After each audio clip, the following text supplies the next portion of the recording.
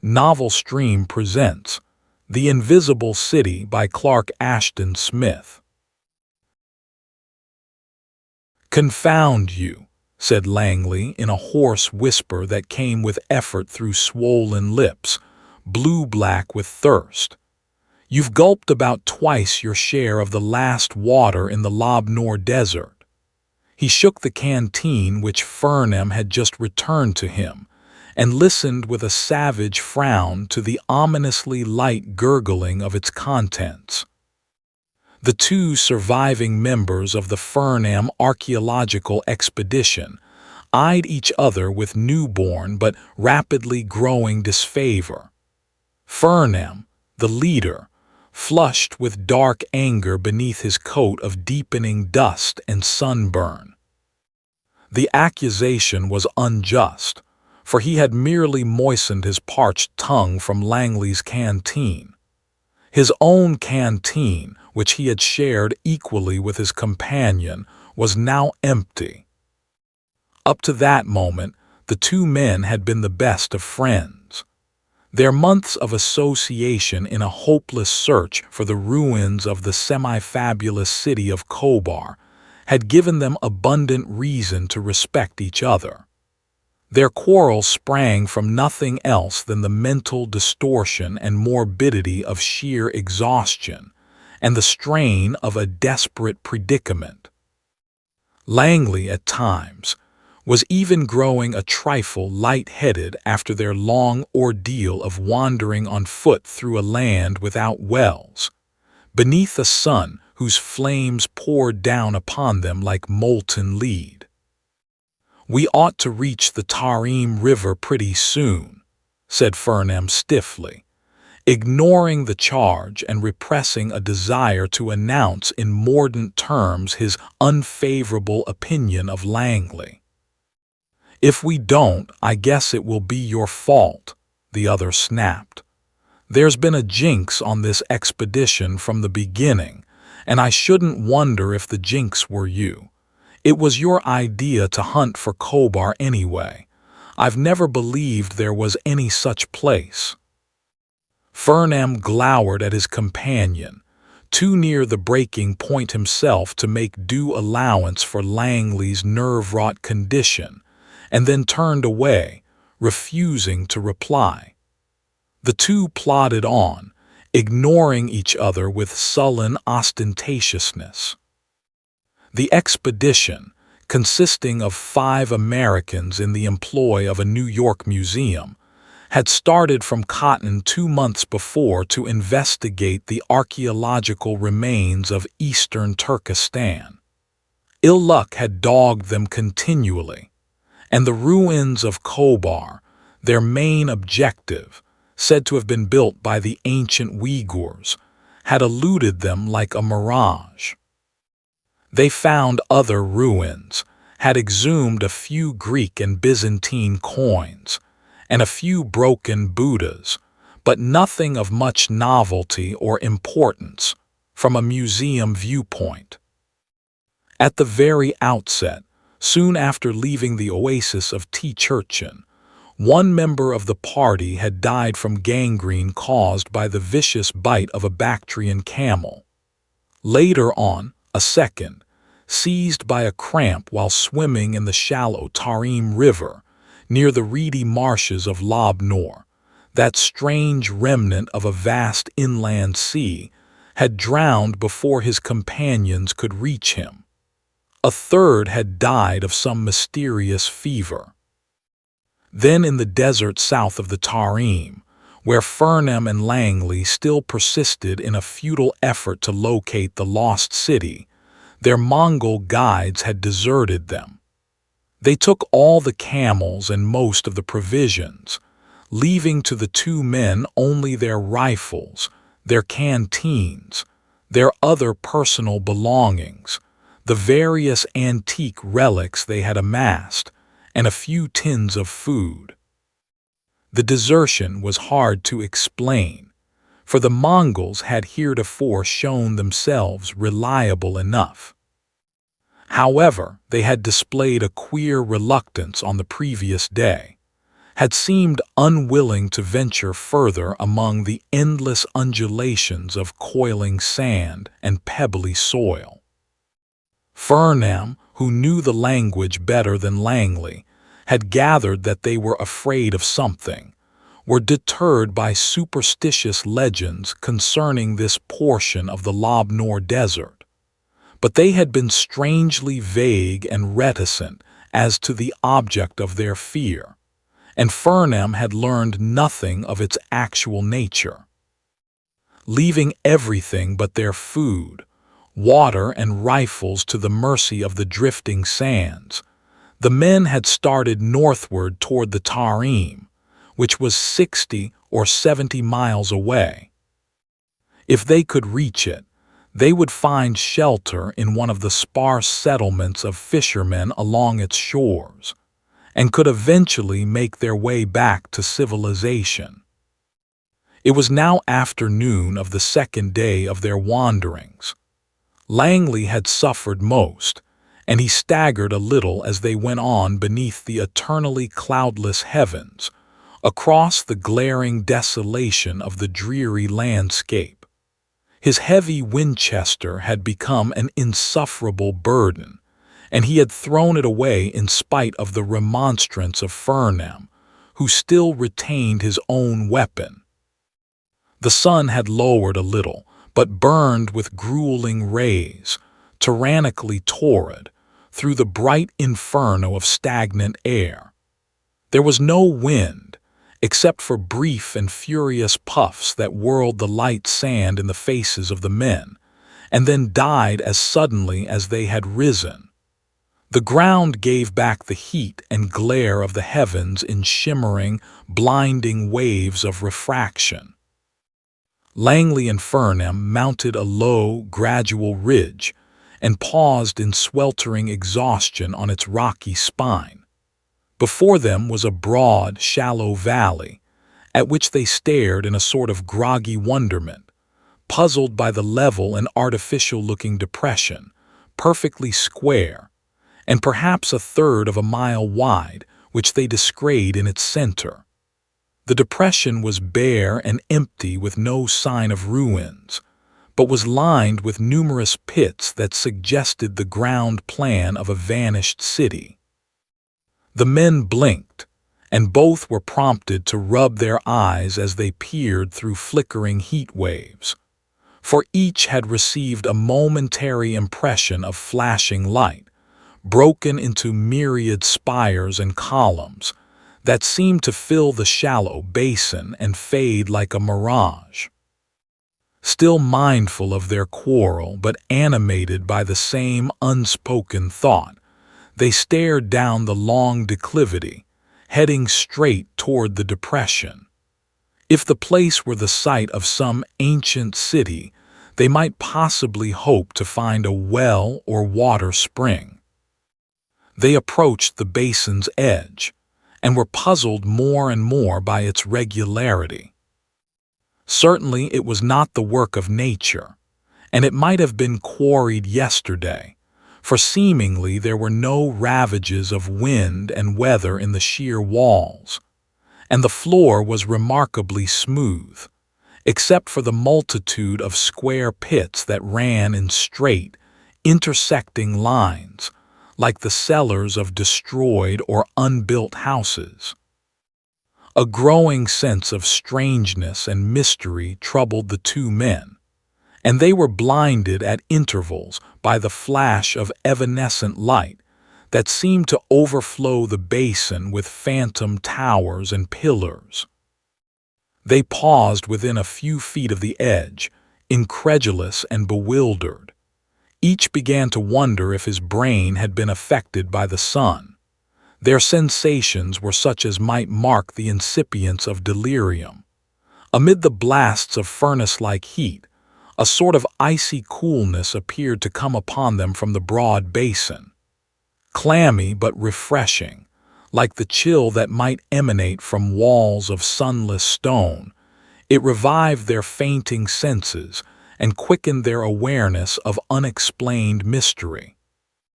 The coolness became even more noticeable when they reached the very verge of the precipice.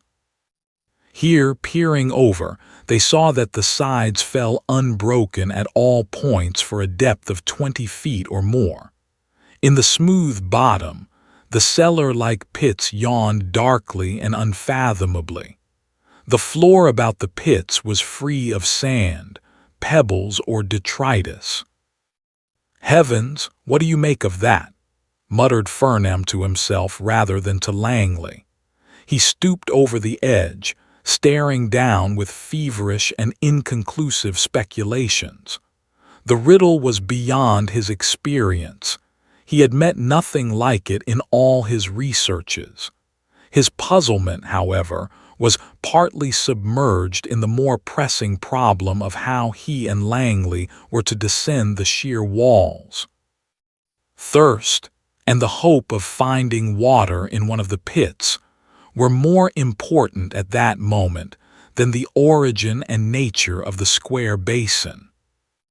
Suddenly, in his stooping position, a kind of giddiness seized him, and the earth seemed to pitch deliriously beneath his feet. He staggered, he lost his balance, and fell forward from the verge. Half fainting, he closed his eyes against the hurtling descent and the crash 20 feet below. Instantly, it seemed, he struck bottom.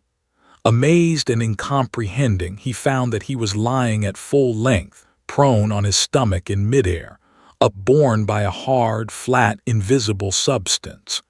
His outflung hands encountered an obstruction, cool as ice and smooth as marble, and the chill of it smote through his clothing as he lay gazing down into the gulf.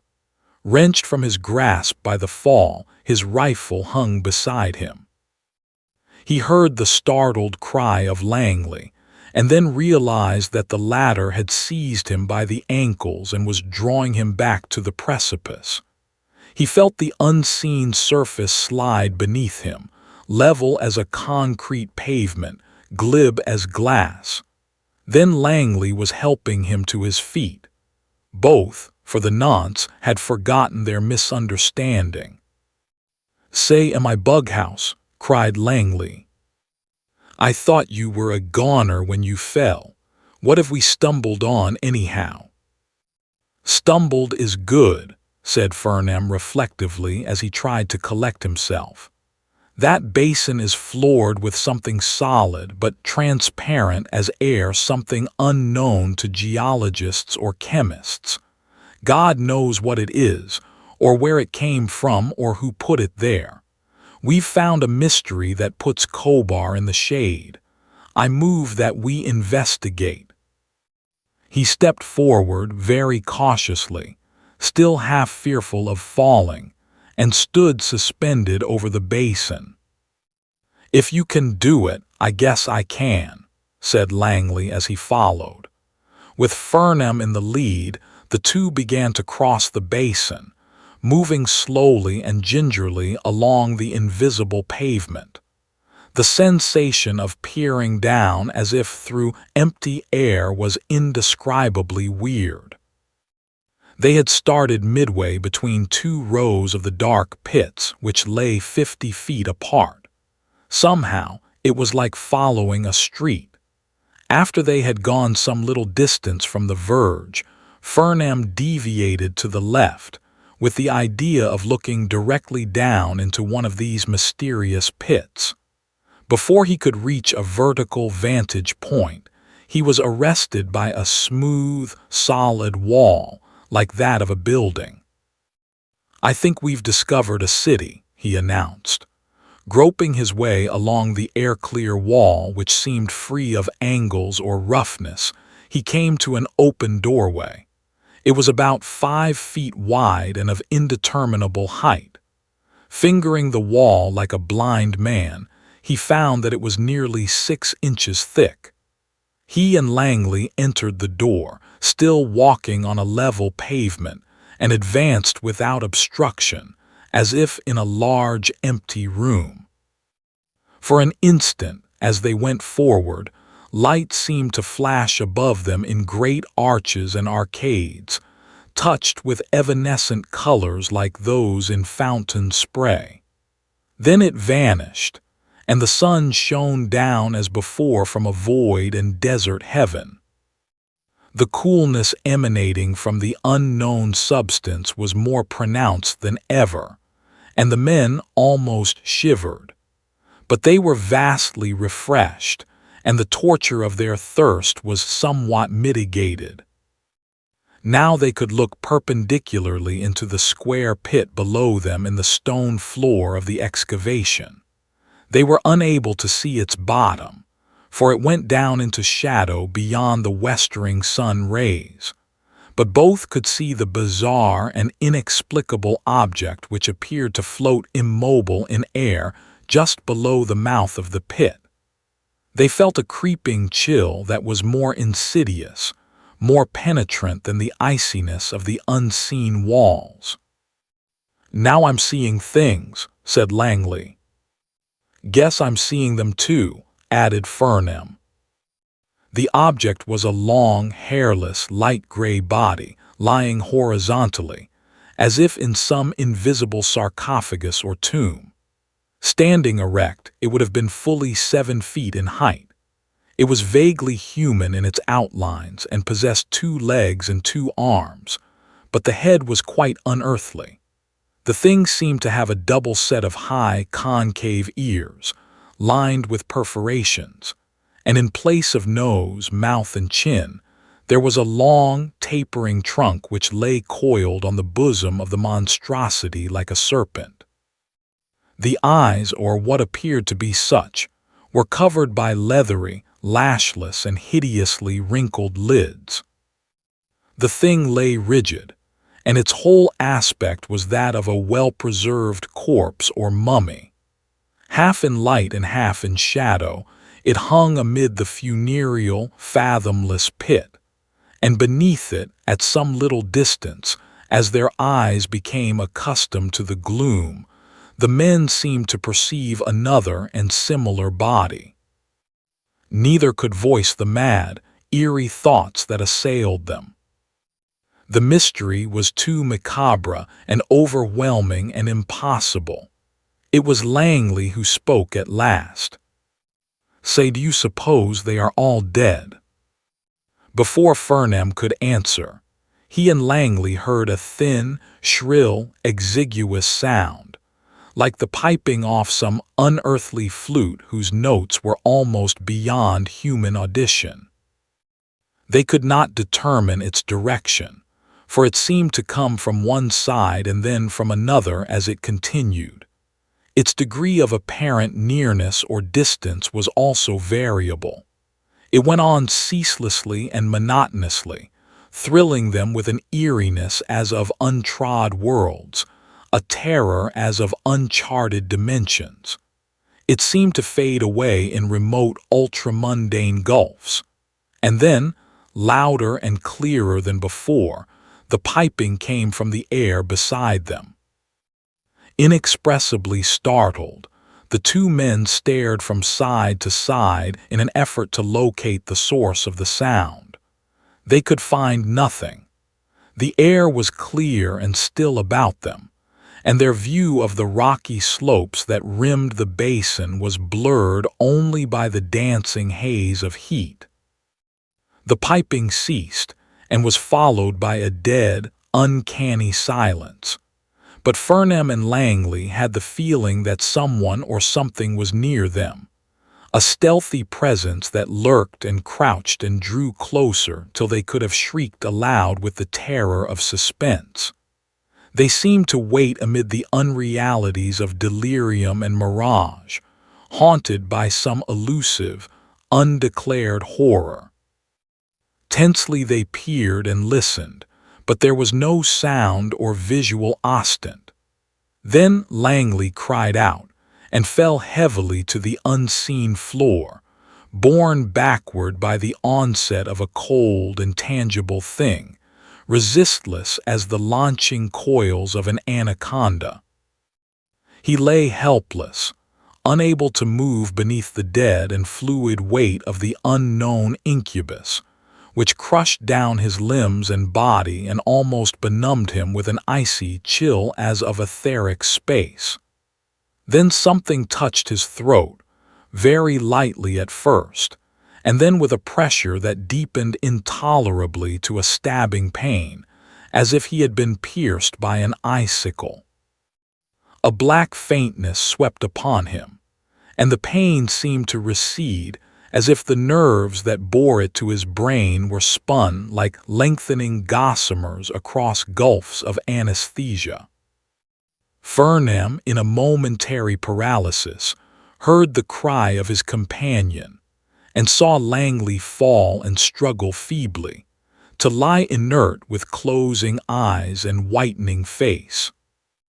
Mechanically, without realizing for some moments what had happened, he perceived that Langley's garments were oddly flattened and pressed down beneath an invisible weight. Then, from the hollow of Langley's neck, he saw the spurting of a thin rill of blood, which mounted straight in air for several inches and vanished in a sort of red mist. Bizarre, incoherent thoughts arose in Fernam's mind. It was all too incredible, too unreal. His brain must be wandering, it must have given way entirely. But something was attacking Langley, an invisible vampire of this invisible city. He had retained his rifle. Now he stepped forward and stood beside the fallen man. His free hand, groping in the air, encountered a chill, clammy surface, rounded like the back of a stooping body. It numbed his fingertips even as he touched it. Then something seemed to reach out like an arm and hurl him violently backward. Reeling and staggering, he managed to retain his balance and returned more cautiously. The blood still rose in a vanishing rill from Langley's throat. Estimating the position of the unseen attacker, Fernam raised his rifle and took careful aim, with the muzzle less than a yard away from its hidden mark. The gun roared with deafening resonance, and its sound died away in slow echoes as if repeated by a maze of walls. The blood ceased to rise from Langley's neck and fell to a natural trickle. There was no sound, no manifestation of any kind from the thing that had assailed him. Fernam stood in doubt, wondering if his shot had taken effect. Perhaps the thing had been frightened away. Perhaps it was still close at hand and might leap upon him at any moment or return to its prey. He peered at Langley, who lay white and still. The blood was ceasing to flow from the tiny puncture. He stepped toward him, with the idea of trying to revive him, but was arrested by a strange circumstance. He saw that Langley's face and upper body were blurred by a gray mist that seemed to thicken and assume palpable outlines. It darkened apace. It took on solidity and form, and Fernam beheld the monstrous thing that lay prone between himself and his companion, with part of its fallen bulk still weighing upon Langley. From its inertness, and the bullet wound in its side, whence oozed a viscid purple fluid, he felt sure that the thing was dead. The monster was alien to all terrestrial biology, a huge, invertebrate body, formed like an elongated starfish, with the points ending in swollen tentacular limbs. It had a round, shapeless head with the curving, needle-tipped bill of some mammoth insect. It must have come from other planets or dimensions than ours. It was wholly unlike the mummified creature that floated in the pit below, and Fernam felt that it represented an inferior animal-like type. It was evidently composed of an unknown order of organic matter that became visible to human eyes only in death. His brain was swamped by the mad enigma of it all. What was this place upon which he and Langley had stumbled? Was it an outpost of worlds beyond human knowledge or observation? What was the material of which these buildings had been wrought? Who were their builders? Whence had they come and what had been their purpose? Was the city of recent date, or was it, perhaps, a sort of ruin whose builders lay dead in its vaults? A ruin haunted only by the vampire monster that had assailed Langley. Shuddering with repulsion at the dead monster, he started to drag the still unconscious man from beneath the loathsome mass.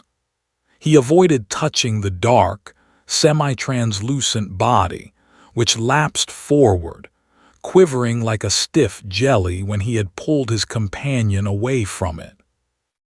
Like something very trivial and far away, he remembered the absurd quarrel which Langley had picked with him, and remembered his own resentment as part of a doubtful dream, now lost in the extra-human mystery of their surroundings. He bent over his comrade anxiously, and saw that some of the natural tan was returning to the pale face, and that the eyelids were beginning to flutter. The blood had clotted on the tiny wound. Taking Langley's canteen, he poured the last of its contents between the owner's teeth. In a few moments, Langley was able to sit up. Furnham helped him to his feet, and the two began to cross their way from the crystal maze. They found the doorway, and Furnham, still supporting the other, decided to retrace their course along the weird street by which they had started to cross the basin.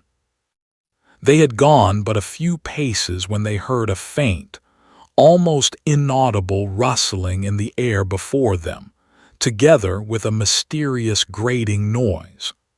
The rustling seemed to spread and multiply on every hand, as if an invisible crowd were gathering, but the grating soon ceased. They went on slowly and cautiously, with a sense of imminent, uncanny peril. Langley was now strong enough to walk without assistance, and Furnham held his cocked rifle ready for instant use. The vague rustling sounds receded, but still encircled them. Midway between the underlying rows of pits, they moved on toward the desert precipice, keeping side by side.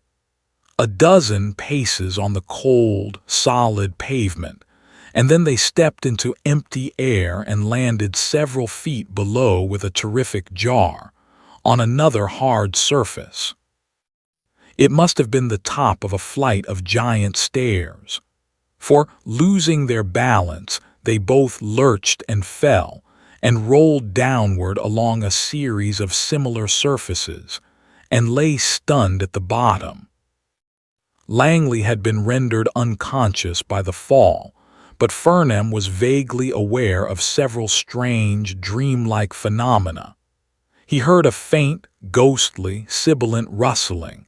He felt a light and clammy touch upon his face, and smelled an odor of suffocating sweetness, in which he seemed to sink as into an unfathomable sea. The rustling died to a vast and spatial silence. Oblivion darkened above him, and he slid swiftly into nothingness. It was night when Furnham awoke. His first impression was the white dazzle of a full moon shining in his eyes. Then he became aware that the circle of the great orb was oddly distorted and broken, like a moon in some cubistic painting. All around and above him were bright, crystalline angles, crossing and intermingling, the outlines of a translucent architecture, dome on dome and wall on wall. As he moved his head, showers of ghostly irises, the lunar yellow and green and purple, fell in his eyes from the broken orb and vanished. He saw that he was lying on a glass-like floor, which caught the light in moving sparkles. Langley, still unconscious, was beside him. Doubtless they were still in the mysterious oubliette down whose invisible stairs they had fallen. Far off, to one side, through a melange of the transparent partitions, he could see the vague rocks of the Gobi, twisted and refracted in the same manner as the moon. Why, he wondered, was the city now visible? Was its substance rendered perceptible, in a partial sort of way, by some unknown ray which existed in moonlight but not in the direct beams of the sun? Such an explanation sounded altogether too unscientific, but he could not think of any other at the moment. Rising on his elbow, he saw the glassy outlines of the giant stairs down which he and Langley had plunged.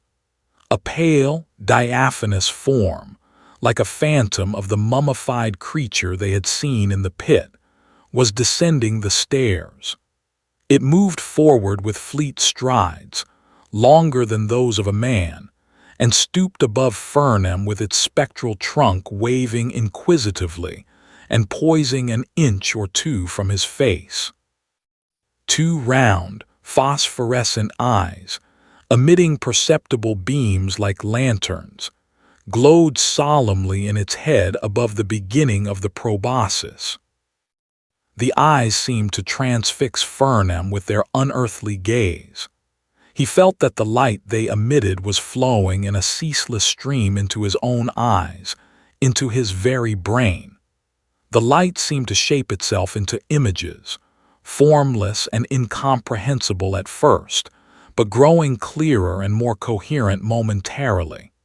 Then, in some indescribable way, the images were associated with articulate words, as if a voice were speaking, words that he understood as one might understand the language of dreams. "We mean you no harm," the voice seemed to say, "but you have stumbled upon our city, and we cannot afford to let you escape. We do not wish to have our presence known to men. We have dwelt here for many ages. The Lob-nor Desert was a fertile realm when we first established our city. We came to your world as fugitives from a great planet that once formed part of the solar system, a planet composed entirely of ultraviolet substances, which was destroyed in a terrible cataclysm. Knowing the imminence of the catastrophe, some of us were able to build a huge space flyer, in which we fled to the Earth. From the materials of the flyer and other materials we had brought along for the express purpose, we built our city, whose name, as well as it can be conveyed in human phonetics, is Sez. The things of your world have always been plainly visible to us, and in fact, due to our immense scale of perceptions, we probably see much that is not manifest to you. Also, we have no need of artificial light at any time. We discovered, however, at an early date, that we ourselves and our buildings were invisible to men. Strangely enough, our bodies undergo in death a degeneration of substance which brings them within the infrared range, and thus within the scope of your visual cognition. The voice seemed to pause, and Furnham realized that it had spoken only in his thought by a sort of telepathy. In his own mind, he tried to shape a question. "What do you intend to do with us?" Again he heard the still, toneless voice. "We plan to keep you with us permanently. After you fell through the trap door we had opened, we overpowered you with an anesthetic. And during your period of unconsciousness, which lasted many hours, we injected into your bodies a drug which has already affected your vision, rendering visible, to a certain degree, the ultraviolet substances that surround you. Repeated injections, which must be given slowly, will make these substances no less plain and solid to you than the materials of your own world. Also, there are other processes to which we intend to subject you. Processes that will serve to adjust and acclimate you in all ways to your new surroundings. Behind Fernam's weird interlocutor, several more phantasmal figures had descended the half-visible steps. One of them was stooping over Langley, who had begun to stir and would recover full consciousness in a few instants. Fernam sought to frame other questions and received an immediate reply. The creature that attacked your companion was a domestic animal. We were busy in our laboratories at the time and did not know of your presence till we heard the rifle shots. The flashes of light which you saw among our invisible walls on your arrival were due to some queer phenomenon of refraction. At certain angles, the sunlight was broken or intensified by the molecular arrangement of the unseen substance. At this juncture, Langley sat up, looking about him in a bewildered fashion. "What the hell is all this, and where the hell are we?" he inquired as he peered from Fernam to the people of the city. Fernam proceeded to explain, repeating the telepathic information he had just received. By the time he had ceased speaking, Langley himself appeared to become the recipient of some sort of mental reassurance from the phantom-like creature who had been Fernam's interlocutor. For Langley stared at this being with a mixture of enlightenment and wonder in his expression. Once more there came the still, superauditory voice, fraught now with imperious command. "Come with us.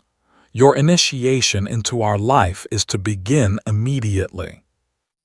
My name is Aesfa if you wish to have a name for me in your thoughts. We ourselves, communicating with each other without language, have little need for names, and their use is a rare formality among us. Our generic name as a people is the Teosins." Fernam and Langley arose with an unquestioning alacrity, for which afterwards they could hardly account, and followed Aesfa. It was as if a mesmeric compulsion had been laid upon them. Fernam noted, in an automatic sort of way, as they left the oubliette, that his rifle had vanished. No doubt it had been carefully removed during his period of insensibility. He and Langley climbed the high steps with some difficulty. Queerly enough, considering their late fall, they found themselves quite free of stiffness and bruises, but at the time they felt no surprise, only a drugged acquiescence in all the marvels and perplexities of their situation. They found themselves on the outer pavement, amid the bewildering outlines of the luminous buildings which towered above them, with intersections of multiform crystalline curves and angles. Aesfa went on without pause, leading them toward the fantastic serpentine arch of an open doorway in one of the tallest of these edifices, whose pale domes and pinnacles were heaped in immaterial splendor athwart the zenith-nearing moon. 4 of the ultraviolet people, the companions of Aesfa, brought up the rear. Aesfa was apparently unarmed, but the others carried weapons like heavy-bladed and blunt-pointed sickles of glass or crystal. Many others of this incredible race, intent on their own enigmatic affairs, were passing to and fro in the open street and through the portals of the unearthly buildings. The city was a place of silent and phantasmal activity. At the end of the street they were following, before they passed through the arched entrance, Fernam and Langley saw the rock-strewn slope of the Lob-nor, which seemed to have taken on a queer filminess and insubstantiality in the moonlight. It occurred to Fernam, with a sort of weird shock, that his visual perception of earthly objects, as well as of the ultraviolet city, was being affected by the injections of which Aesfa told him. The building they now entered was full of apparatuses made in the form of distorted spheres and irregular discs and cubes, some of which seemed to change their outlines from moment to moment in a confusing manner. Certain of them appeared to concentrate the moonlight like ultra-powerful lenses, turning it to a fiery, blinding brilliance. Neither Fernam nor Langley could imagine the purpose of these devices, and no telepathic explanation was vouchsafed by Aesfa or any of his companions. As they went on into the building, there was a queer sense of some importunate and subtle vibration in the air, which affected the men unpleasantly. They could not assign its source, nor could they be sure whether their own perception of it was purely mental or came through the avenues of one or more of the physical senses. Somehow it was both disturbing and narcotic, and they sought instinctively to resist its influence. The lower story of the edifice was seemingly one vast room. The strange apparatuses grew taller about them, rising as if in concentric tiers as they went on. In the huge dome above them, living rays of mysterious light appeared to cross and recross at all angles of incidence, weaving a bright, ever-changing web that dazzled the eye. They emerged in a clear, circular space at the center of the building. Here 10 or 12 of the ultraviolet people were standing about a slim column, perhaps 5 feet high, that culminated in a shallow basin-like formation. There was a glowing, oval-shaped object in the basin, large as the egg of some extinct bird. From this object, numerous spokes of light extended horizontally in all directions, seeming to transfix the heads and bodies of those who stood in a loose ring about the column. Fernam and Langley became aware of a high, thin, humming noise which emanated from the glowing egg and was somehow inseparable from the spokes of light, as if the radiance had become audible. Aesfa paused facing the men, and a voice spoke in their minds. The glowing object is called the Dwar. An explanation of its real nature and origin would be beyond your present comprehension. It is allied, however, to that range of substances which you would classify as minerals, and is one of a number of similar objects which existed in our former world. It generates a mighty force which is intimately connected with our life principle, and the rays emanating from it serve us in place of food. If the Dwar were lost or destroyed, the consequences would be serious, and our life term, which normally is many thousand years, would be shortened for want of the nourishing and revivifying rays. Fascinated, Fernam and Langley stared at the egg-shaped orb. The humming seemed to grow louder, and the spokes of light lengthened and increased in number. The men recognized it now as the source of the vibration that had troubled and oppressed them. The effect was insidious, heavy, hypnotic, as if there were a living brain in the object that sought to overcome their volition and subvert their senses and their minds in some unnatural thraldom. They heard the mental command of Aesfa: "Go forward and join those who partake of the luminous emanations of the Dwar. We believe that by so doing you will, in course of time, become purged of your terrestrial grossness. that the very substance of your bodies may eventually be transformed into something not unlike that of our own, and your senses raised to a perceptional power such as we possess. Half unwillingly, with an eerie consciousness of compulsion, the men started forward. "I don't like this," said Fernam in a whisper to Langley. "I'm beginning to feel queer enough already." Summoning his utmost willpower, he stopped short of the emanating rays and put out his hand to arrest Langley. With dazzled eyes, they stood peering at the dwar. A cold, restless fire, alive with some nameless evil that was not akin to the evil of earth, pulsated in its heart, and the long, sharp beams, quivering slightly, passed like javelins into the semi-crystalline bodies of the beings who stood immobile around the column. "Hasten," came the unvocal admonition of Aesfa. In a few moments the force in the dwar, which has a regular rhythm of ebb and flow, will begin to draw back upon itself. The rays will be retracted, and you will have to wait for many minutes before the return of the emanation. A quick, daring thought had occurred to Fernam. Eyeing the dwar closely, he had been impressed by its seeming fragility. The thing was evidently not attached to the basin in which it reposed, and in all likelihood it would shatter like glass if hurled or even dropped on the floor. He tried to suppress his thought, fearing that it would be read by Aesfa or others of the ultraviolet people. At the same time, he sought to phrase, as innocently as possible, a mental question.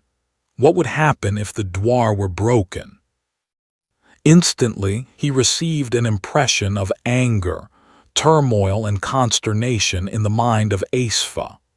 His question, however, was apparently not answered, and it seemed that Aesfa did not want to answer it, that he was concealing something too dangerous and dreadful to be revealed.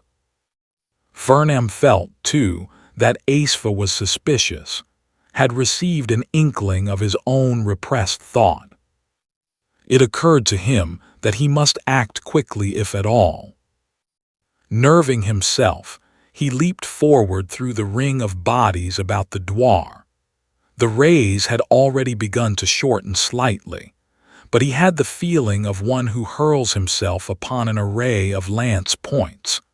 There was an odd, indescribable sensation, as if he were being pierced by something that was both hot and cold, but neither the warmth nor the chill was beyond endurance. A moment, and he stood beside the column, lifting the glowing egg in his hands and poising it defiantly as he turned to face the ultraviolet people. The thing was phenomenally light, and it seemed to burn his fingers and to freeze them at the same time. He felt a strange vertigo, an indescribable confusion, but he succeeded in mastering it.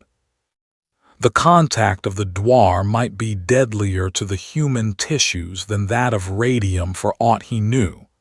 He would have to take his chances. At any rate, it would not kill him immediately, and if he played his cards with sufficient boldness and skill, he could make possible the escape of Langley, if not his own escape. The ring of ultraviolet beings stood, as if stupefied by his audacity. The retracting spokes of light were slowly drawing back into the egg, but Fernam himself was still impaled by them. His fingers seemed to be growing translucent where they clutched the weird ball.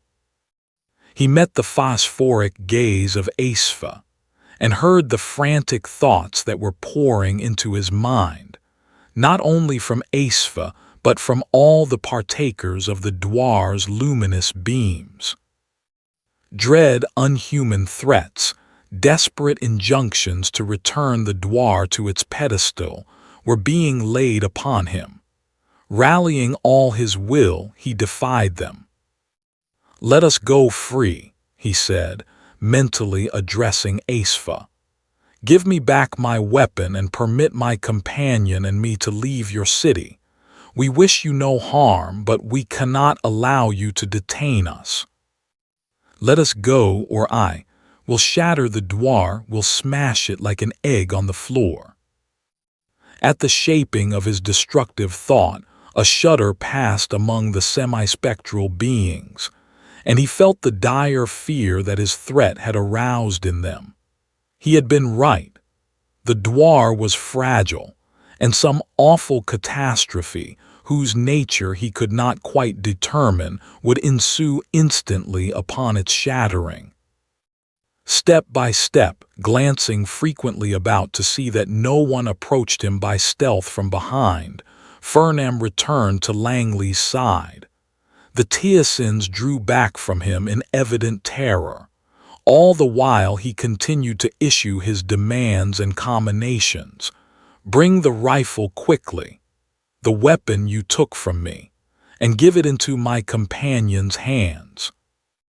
Let us go without hindrance or molestation, or I will drop the Dwar. When we are outside the city, one of you, one only, shall be permitted to approach us, and I will deliver the Dwar to him." One of the Teosins left the group to return in less than a minute with Fernam's Winchester. He handed it to Langley, who inspected the weapon carefully and found that it had not been damaged or its loading or mechanism tampered with in any way. Then, with the ultraviolet creatures following them in manifest perturbation, Fernam and Langley made their way from the building and started along the open street in the general direction, as Langley estimated from the compass he carried, of the Tarim River. They went on amid the fantastic towering of the crystalline piles, and the people of the city, called as if by some unworded summons, poured from the doorways in an ever-swelling throng and gathered behind them. There was no active demonstration of any overt kind, but both the men were increasingly aware of the rage and consternation that had been aroused by Fernam's audacious theft of the Dwar, a theft that seemed to be regarded in the light of actual blasphemy.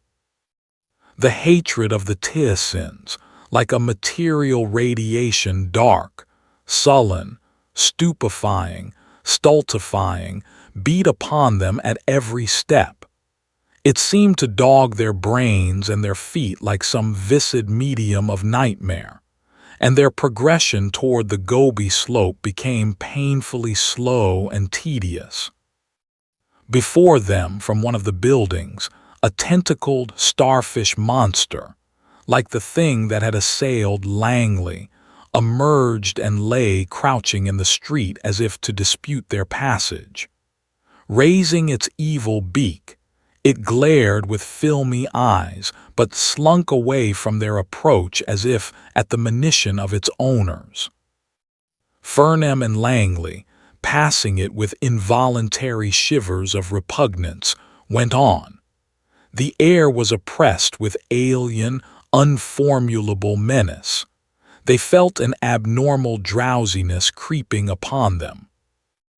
There was an unheard narcotic music, which sought to overcome their vigilance, to beguile them into slumber.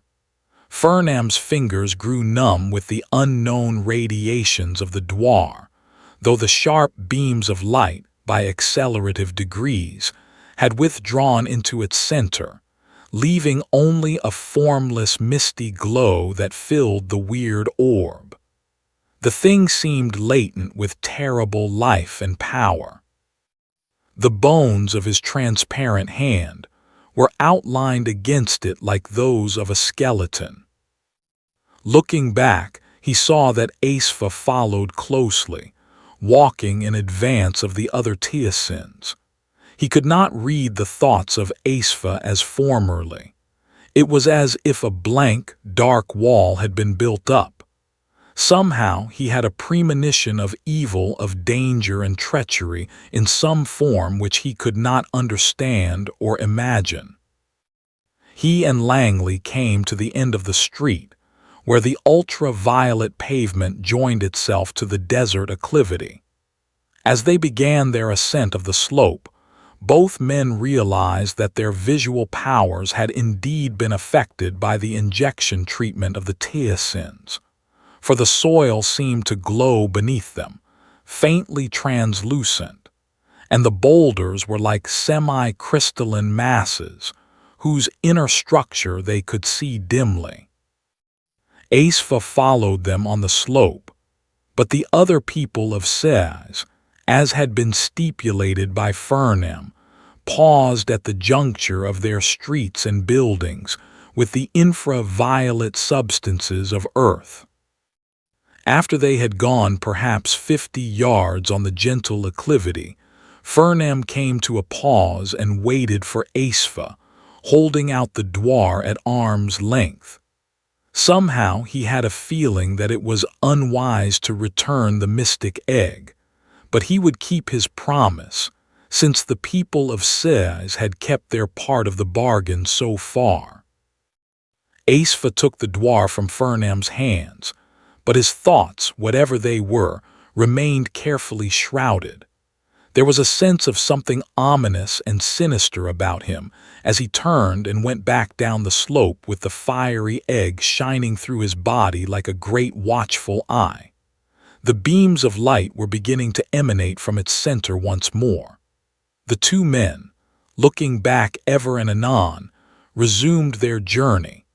Sez glimmered below them like the city of a mirage in the moonlit hollow.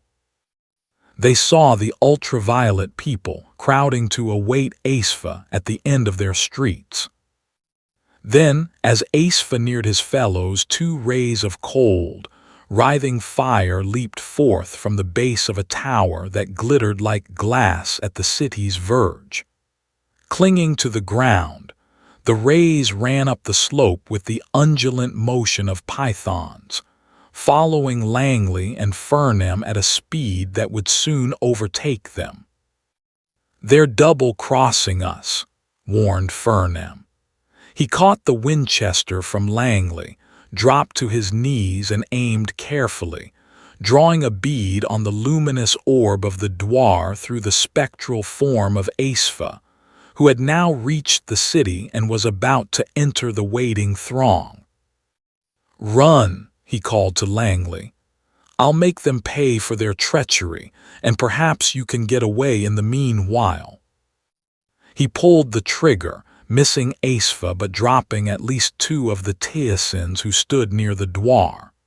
Again, steadily, he drew bead, while the rays from the tower serpentined onward, pale, chill, and deadly looking, till they were almost at his feet. Even as he aimed, Aesfa took refuge in the foremost ranks of the crowd, through whose filmy bodies the dwar still glowed. This time, the high-powered bullet found its mark, though it must have passed through more than one of the ultraviolet beings before reaching Aesfa and the mystic orb. Fernem had hardly known what the result would be, but he felt sure that some sort of catastrophe would ensue the destruction of the dwar. What really happened was incalculable and almost beyond description. Before the dwar could fall from the hands of its stricken bearer, it seemed to expand in a rushing wheel of intense light, revolving as it grew, and blotting out the form of the ultraviolet people in the foreground.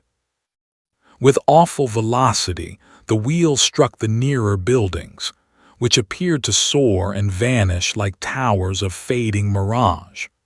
There was no audible explosion, no sound of any kind, only that silent, ever-spinning, ever-widening disk of light that threatened to involve by swift degrees the whole extent of Sez. Gazing spellbound, Fernem had almost forgotten the serpentine rays. Too late he saw that one of them was upon him. He leaped back, but the thing caught him, coiling about his limbs and body like an anaconda. There was a sensation of icy cold, of horrible constriction. And then, helpless, he found that the strange beam of force was dragging him back down the slope toward Cez, while its fellow went on in pursuit of the fleeing Langley. In the meanwhile, the spreading disk of fire had reached the tower from which the ray emanated. Suddenly, Fernam was free. The serpentine beams had both vanished. He stood rooted to the spot in speechless awe, and Langley, returning down the hill, also paused, watching the mighty circle of light that seemed to fill the entire basin at their feet with a soundless vortex of destruction. "My God!" cried Fernam after a brief interval. "Look what's happening to the slope."